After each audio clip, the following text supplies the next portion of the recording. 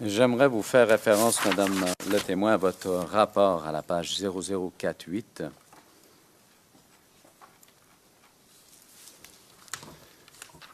Dernier paragraphe.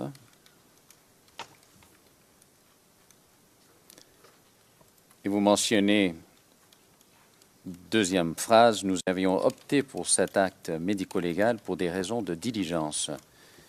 D'une part, parce que les familles des victimes réclamaient les corps et les certificats de décès avec l'appui des autorités judiciaires requérantes, et d'autre part, parce que les morgues gérées par les pompes funèbres privées n'avaient plus de capacité d'accueil et étaient fortement gênées par les odeurs de putréfaction des corps.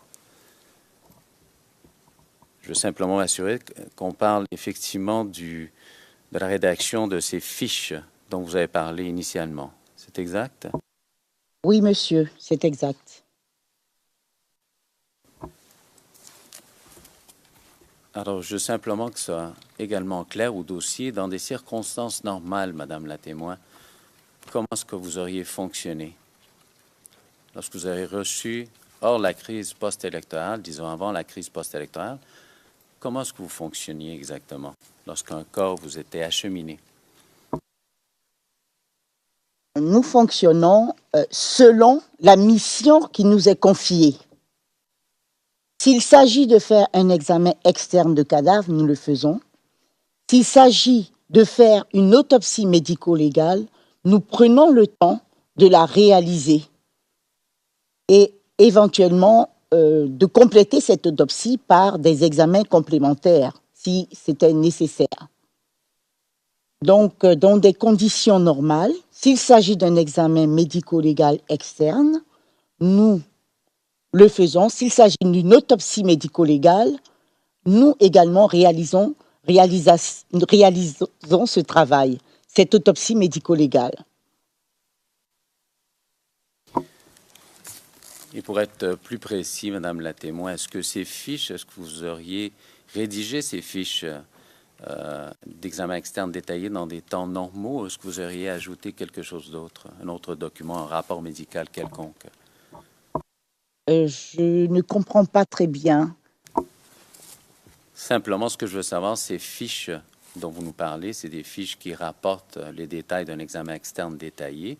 Est-ce qu'il y a un rapport médical, légal, qui accompagne ces fiches normalement?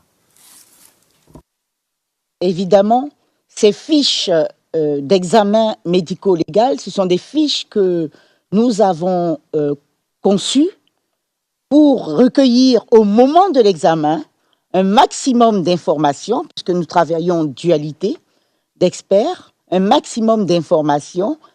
Il s'agit de fiches personnelles, de notes personnelles, qui seront transcrites secondairement sur un rapport médico-légal externe ou un rapport d'autopsie médico-légale. Alors, je veux simplement, à ce stade-ci, vous montrer une fiche. Vous allez me dire simplement pour confirmer si c'est le genre de fiche que vous aviez eu à remplir à l'époque. Et on va retourner à votre rapport circonstancié. Si on pouvait...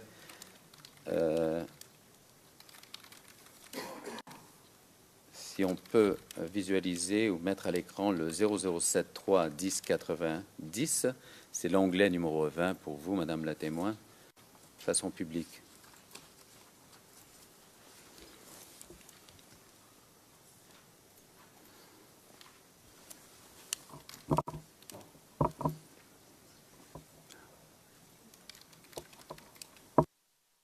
Pardon, confidentiel pour ce document.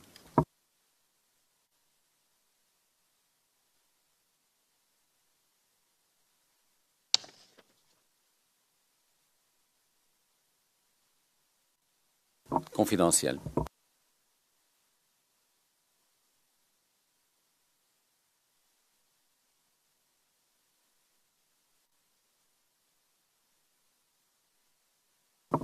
Alors, Madame la témoin, lorsque vous parlez de fiches, est-ce qu'il s'agit d'un exemple de fiche que vous avez eu à dresser à l'époque? Oui, il s'agit bien de Monsieur cette... le Président? Le Président, oui. mais la question c'était de savoir si c'est une type de fiche que le témoin, donc personnellement, aurait eu à remplir pendant la crise. Et la fiche qui est montrée au témoin, le nom du médecin légiste, c'est le docteur Botti et non pas le témoin. Donc il faudrait préciser la question au témoin au vu du document qui lui est montré, puisque c'est pas un document établi de ce qu'on voit par le témoin. Okay. Le président, oui, bien sûr, je comprends bien. Enfin, j'entends bien. Mais la question n'était pas qui l'a rédigé. Cela dit, il s'agit d'un document similaire à ceux qui ont été conçus pour le même exercice. Réponse, oui, et je tiens à dire que le témoin a bien dit que le témoin travaillait en dualité. Le président, ne rappelez rien au témoin, s'il vous plaît, et poursuivez. C'est le genre de fiche que vous avez rempli à l'époque. Question que j'ai à vous poser concernant ces fiches. Nous allons peut-être aborder cette question lorsqu'on va regarder certaines fiches avec vous. Est-ce que cette fiche, l'objectif est à démontrer ou à indiquer une cause de décès ou simplement à faire le constat ou établir les blessures qu'on constate sur le cadavre ou le corps que vous avez examiné? Cette fiche, évidemment, consiste à donner une description détaillée, externe, donc à relater des constatations médico-légales externes que nous faisions à ce moment-là. Il ne s'agissait pas de donner la cause de décès, je dirais même la cause exacte du décès.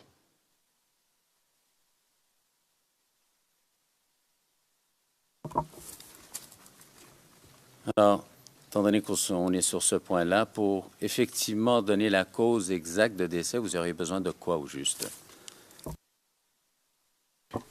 An autopsy, probably. Autopsie, sans doute. Réponse. Je sais que cela paraît peut-être être très évident, mais je dois passer par toutes les étapes. Le président, oui, enfin, c'est quand même très évident. Réponse, oui, mais je veux vraiment bien passer toutes les étapes afin que tout soit parfaitement clair avant le contre-interrogatoire. Donc, Madame le témoin, s'il vous plaît, répondez. Si vous permettez, Monsieur le Président, j'ai parlé de description de nos constatations et également de déterminer l'origine éventuelle des plaies que nous constations. Il ne s'agit pas là de donner la cause exacte du décès. La cause exacte du décès, elle n'est donnée qu'après l'autopsie médico-légale qui peut être assortie ou non d'autres examens complémentaires.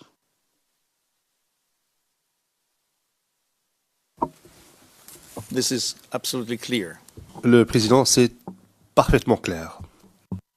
Madame la témoin, ces fiches que vous aviez à remplir sur les examens externes détaillés, est-ce que c'était ces fiches-là qu'on pouvait acheminer ou est-ce que c'est les rapports que vous avez rédigés par la suite? Quels sont les rapports qui sont transmis normalement aux autorités? Ces fiches-là, je le dis une nouvelle fois, sont des fiches personnelles qui nous permettaient de recueillir un maximum d'informations au moment où nous procédions aux examens externes. Ensuite, nous nous réunissions, notamment les deux médecins qui avaient constaté, pour statuer sur les conclusions relatives et ces conclusions étaient notées sur ces fiches comme on l'a dit. Ce qui était remis officiellement aux autorités mandantes, c'était des rapports d'examen externes.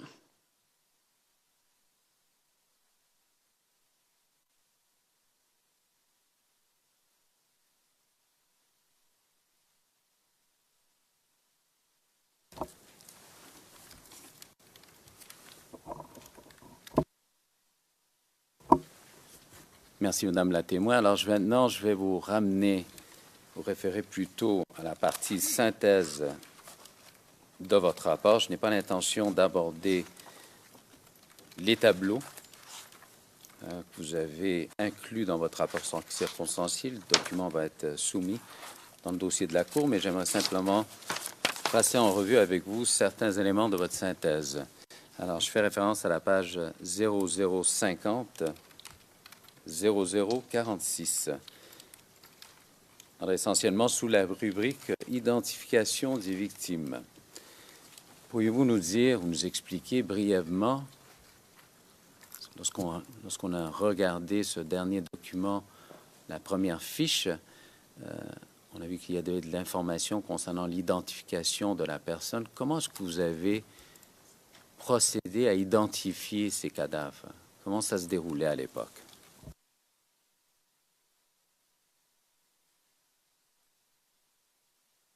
En fait, l'identification de ces corps n'a pas été faite par nous-mêmes. L'identification de ces corps a été faite de façon visuelle. Il s'agissait d'une identification visuelle par les membres de la famille. Nous avons procédé aux techniques d'identification à partir des dossiers des morgues que nous recevions qui accompagnaient chaque corps. Chaque corps avait un dossier de morgue que nous comparions les données dans ce dossier, notamment pour ce qui concerne le numéro d'enregistrement à la morgue, au bracelet d'identité qui accompagnait le corps.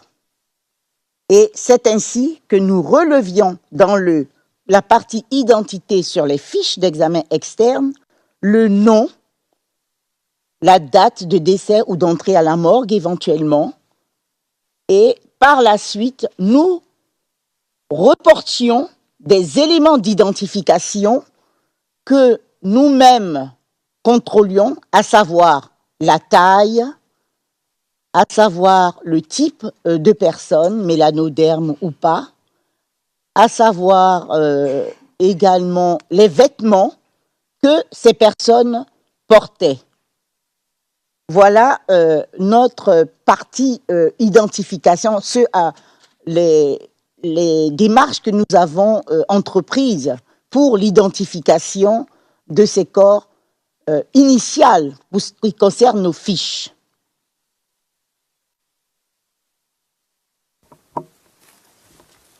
Simplement pour que ce soit clair, lorsque le corps vous était acheminé à votre institut de médecine légale, est-ce que il y avait déjà une fiche qui l'accompagnait, une fiche de la morgue?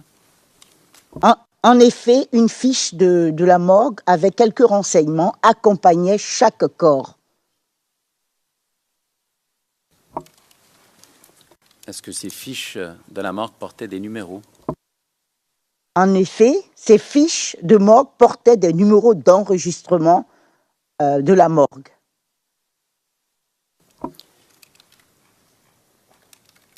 Et vous, lorsque le corps entrait à l'Institut, est-ce que vous donniez un autre numéro de l'Institut pour l'enregistrer, le corps? Oui, nous avions également, pour la traçabilité, donné un numéro à chaque corps, numéro qui était enregistré dans un registre et également que l'on reliait au numéro de la morgue qui était affiché pour des raisons de traçabilité.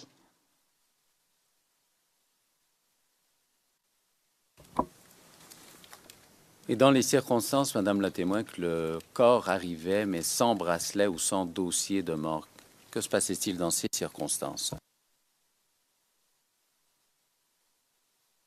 En effet, dans les circonstances où il n'y avait pas de bracelet, ou éventuellement que le bracelet était illisible, nous relevions uniquement le numéro de morgue qui se retrouvait dans le dossier de morgue. Donc, nous ne faisions pas de comparaison avec le bracelet d'identité que portait le cadavre, puisque nous ne pouvions le faire.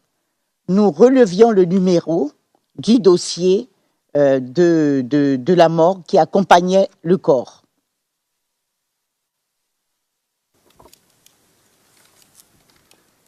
Et lorsque cette personne arrivait ou le cadavre arrivait en tant qu'inconnu, est-ce qu'il arrivait par la suite dans des circonstances où vous arriviez à l'identifier, le cadavre?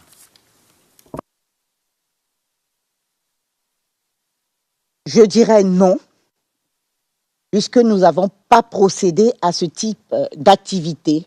Nous relevions simplement sur nos fiches qu'il s'agissait d'un inconnu, en relevant le sexe quand on le pouvait.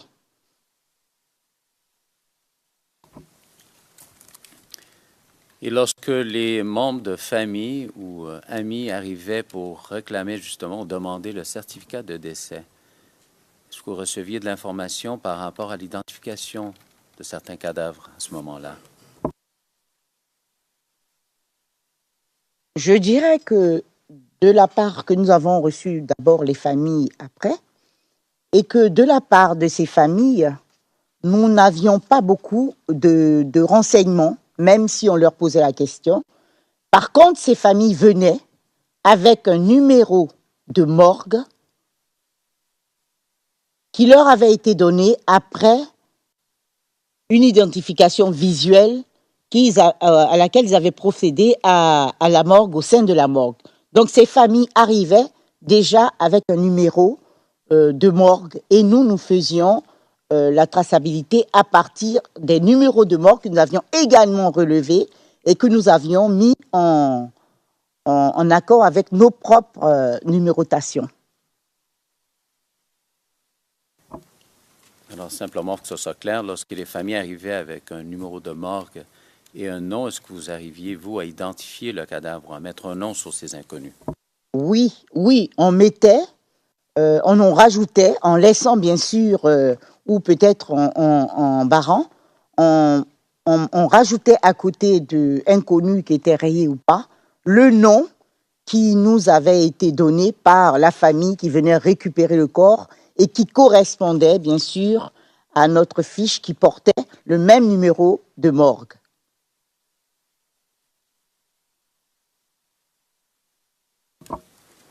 Merci, Madame la témoin. J'aimerais maintenant faire référence à votre rapport à la page 0047 sous la rubrique « Lieu de survenue de décès ou de découverte des corps ».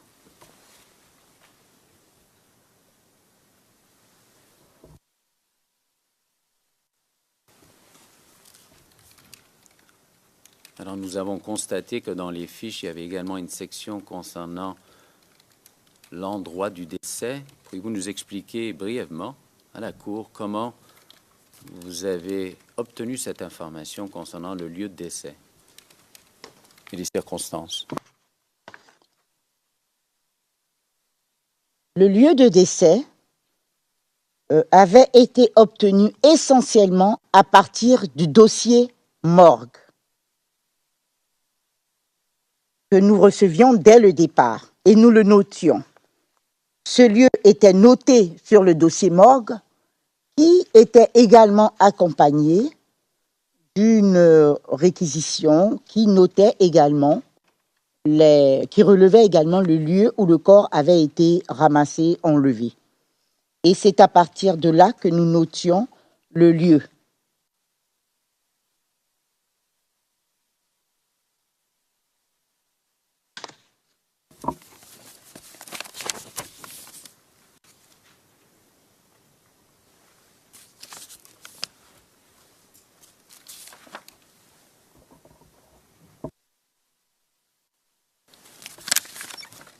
Et maintenant, Madame la témoin, j'aimerais ça qu'on regarde également dans la section de la synthèse la rubrique lésions constatées à la page 0049.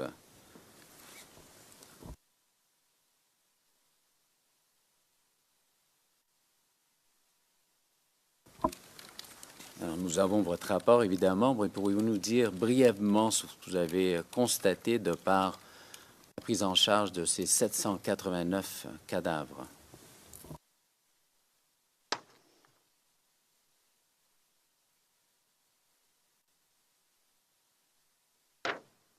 À partir de nos constatations, nous avons établi ce qu'on appelle la forme médico-légale de la mort C'est-à-dire, s'agit-il d'une mort violente,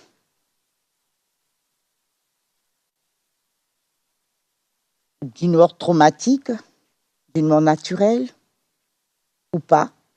Nous avions ainsi pu classer, en fonction de nos constatations, ces morts en mort violente dans 647 cas sur les 789 cas observés, soit 82%. Parmi lesquels nous avions noté 590 cas, soit 91,2% de lésions traumatiques. Nous classions également dans ces morts violentes les traces de brûlures thermiques et également la notion d'asphyxie mécanique. Nous avions également une autre forme médico-légale de la mort, il s'agissait de la mort indéterminée, c'est-à-dire pour des cas où nos constatations externes n'ont pas pu relever de lésions pour pouvoir les classer dans un type et qui ne pouvaient être classés que dans ce cadre-là, dans ce groupe de morts indéterminés. Pour ce qui concerne l'origine des lésions traumatiques, à partir de nos constatations également, nous avons mis en tête les projectiles d'armes à feu, notamment 373 sur 590, soit 63,2%. Les armes blanches également, les traumatismes relevant des armes blanches dans 79 cas. Et dans 24,5%, soit à peu près 129 cas, il ne nous avait pas été possible de déterminer l'origine des lésions traumatiques que nous avons constatées à ce moment-là.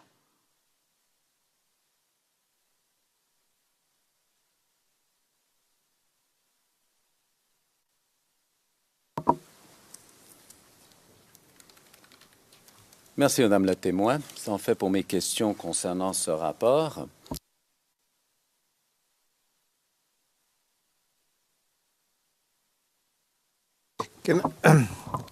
Now that you finish with this, Le Président, puisque vous en avez terminé avec ce rapport, j'aurais quelques questions à poser sur ce rapport, justement. Premièrement, je ne peux pas trouver de date concernant ce rapport. Est-ce que vous pouvez nous dire quand ce rapport a été rédigé? Ce rapport a été rédigé, Monsieur le Président, au jour du 21 avril 2012. Et c'est un peu délibérément que nous n'avions pas mis la date parce que c'était à ce jour-là que nous avions pu rédiger ce rapport-là, tout en sachant que d'autres missions arrivaient.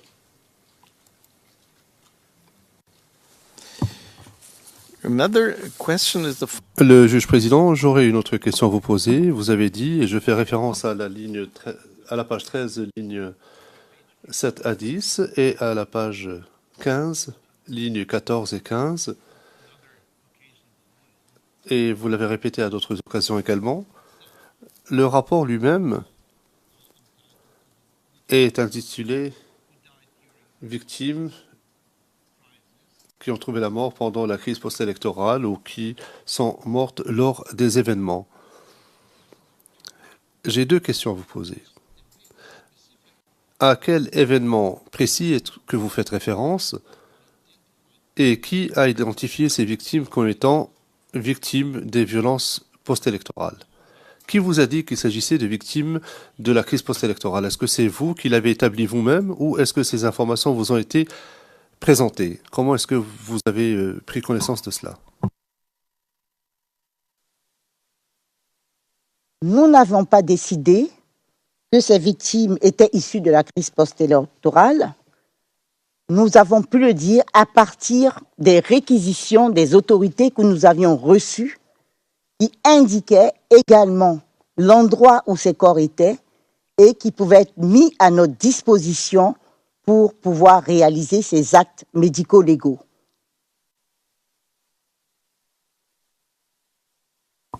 So it's authorities.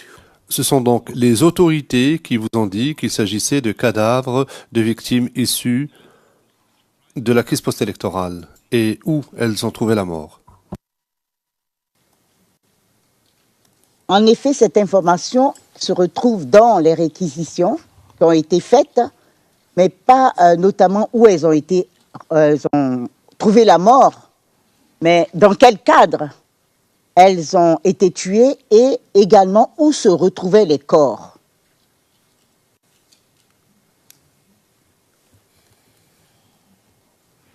Thank you, Miss. Je vous remercie, Madame le témoin. Monsieur Garcia. Alors, Madame la témoin, je vais vous amener à l'onglet 43.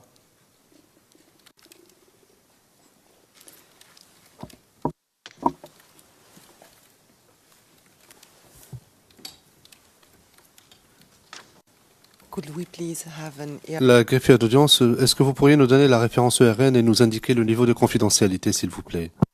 9 et c'est public.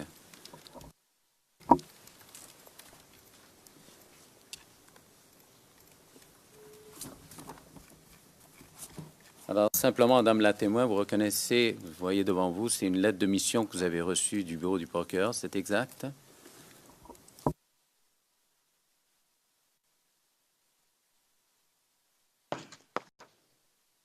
Oui, monsieur, c'est exact. Elle date du 9 janvier. Pourriez-vous nous dire brièvement en quoi elle consistait?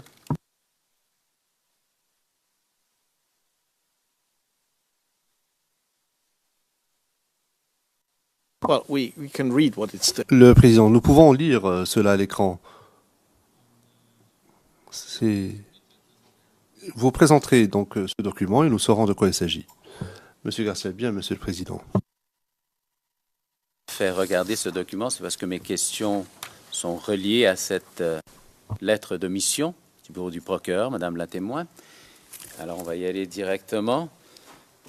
J'aimerais dans un premier temps qu'on regarde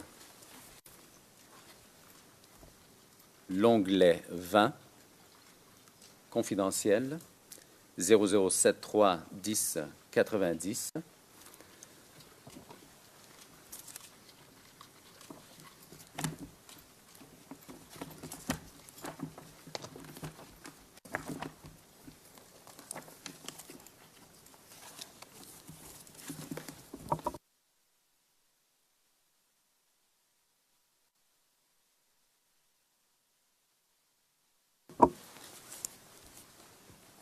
Alors, Madame la témoin, je n'ai pas l'intention, je vais vous poser certaines questions pour cette première fiche d'examen, des questions d'information, afin qu'on puisse comprendre les autres fiches d'examen que j'ai l'intention de regarder avec vous. Mais les questions les plus détaillées vont être sur cette première fiche et par la suite, je vais poser des questions précises s'il y a lieu sur les autres. C'est pour que vous compreniez l'exercice. Alors, première des choses, je vois qu'il y a une mention. C'est le même, évidemment, la même fiche qu'on vous a montrée il y a quelques instants. Il y a une mention REE en haut à gauche du document. Pourriez-vous nous dire en quoi, qu'est-ce que ça signifie au juste? REE signifie rapport d'examen externe. On voit la mention OK également. Brièvement, qu'est-ce que ça voulait dire? Quelque chose en particulier? Il s'agissait de dire que ce rapport d'examen externe avait été rédigé. Alors, je constate également qu'il y a un numéro de morgue. Je ne vais pas rentrer dans les détails. La date de l'examen, c'est le 20 mai 2011. Et je vois que le médecin légiste, c'est le docteur Bottier. S'agit-il d'un de vos confrères à l'Institut de médecine? En effet, il s'agit d'un de mes collaborateurs et confrères. Vous avez mentionné auparavant dans votre témoignage que le tout se faisait en dualité Lorsqu'on constate le nom de Dr Botti, est-ce que ça veut dire que c'était la seule personne à avoir regardé le corps ou est-ce qu'il y avait d'autres personnes qui l'ont regardé également en même temps? Non, comme on l'a écrit dans le rapport, nous travaillions en dualité et j'étais la principale responsable. Et donc, avec tous mes médecins, je regardais pour chacun, nous regardions le corps ensemble et nous rédigions, nous signions ensemble le rapport. Il s'agit de notre personnel, raison pour laquelle mon nom n'y figure pas. Mais ça a été vu ensemble.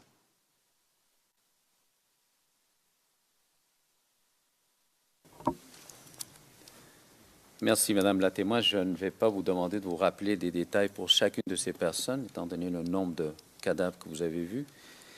Je vais simplement regarder certaines choses. On voit le nom de la personne ici. Je ne vois pas de mention d'inconnu. Est-ce que vous pourriez nous dire qu'est-ce que ça signifie le fait que le nom de la personne se trouve inscrite sans qu'il soit question d'inconnu?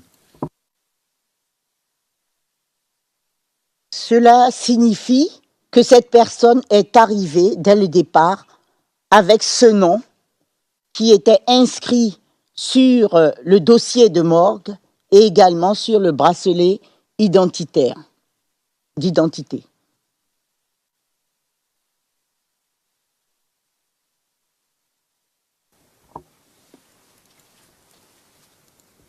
Alors, si nous regardons la rubrique commémorative circonstances de survenue de décès, on constate OP du 17-3-11 du COMM IRI BCI. Pouvez-vous nous dire en quoi ça consiste? Cette référence, cette phrase fait référence à une réquisition de police portant le numéro OP du 17-3-2011 issu du commissaire pour COMM IRI-BCI qui mentionnait notamment d'examiner, de conserver les décès à Abobo.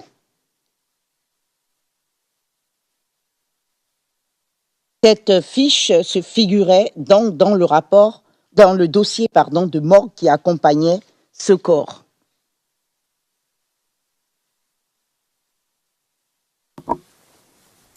Sous la même rubrique, on voit l'information, le 17-03-2011 est allé accompagner de sa femme au marché et des obus ont été lancés et je vois décès par la suite. C'est exact. Pouvez-vous nous dire d'où provient cette information? En effet, nous avons recueilli cette information lorsque nous avions reçu le parent proche qui est venu récupérer donc les certificats de décès relatifs à ce corps.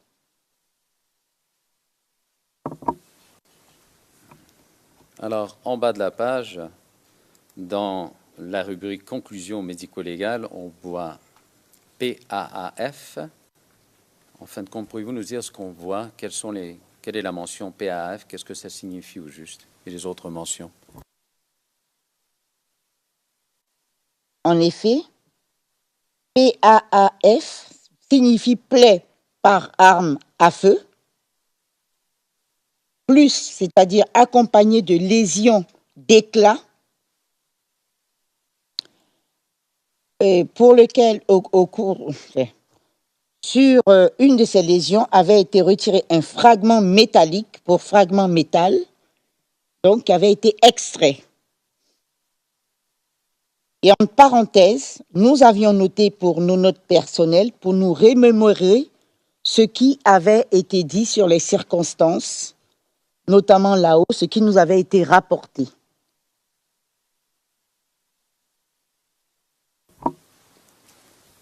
On constate également, à la vue de ce document, qu'il y a de l'encre et de couleurs différentes dans le document. Pouvez-vous nous expliquer comment il s'agit?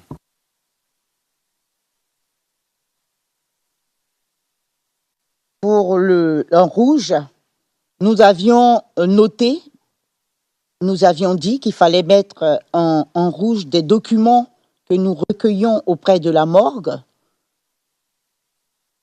pour ces cas-là, et tout ce qui était en bleu et d'écriture même différente, c'était des informations que nous avions recueillies auprès des familles.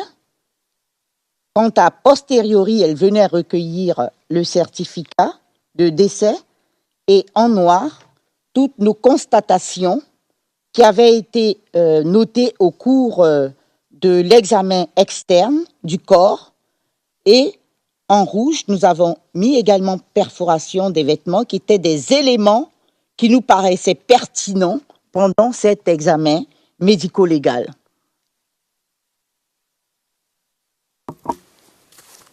Lorsqu'on regarde les pages suivantes, la page 1091 et surtout la page 1092, alors je vais m'attarder sur la page 1092. Qu'est-ce qu'on voit au juste?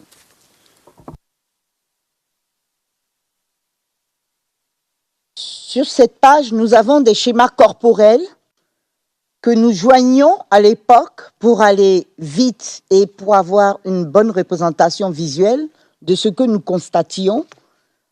Des schémas qui étaient reliés à la fiche externe. Et sur ce schéma, nous constatons sur le second schéma en partant de la gauche qu'il s'agit d'un sujet, sur la face postérieure d'un sujet, d'un homme notamment, sur lequel nous avions relevé des orifices sur l'ensemble de la face postérieure du corps.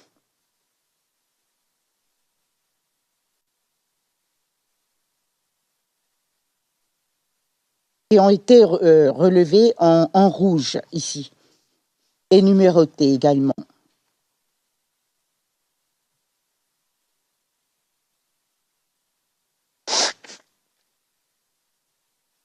Your Honors, I see the time.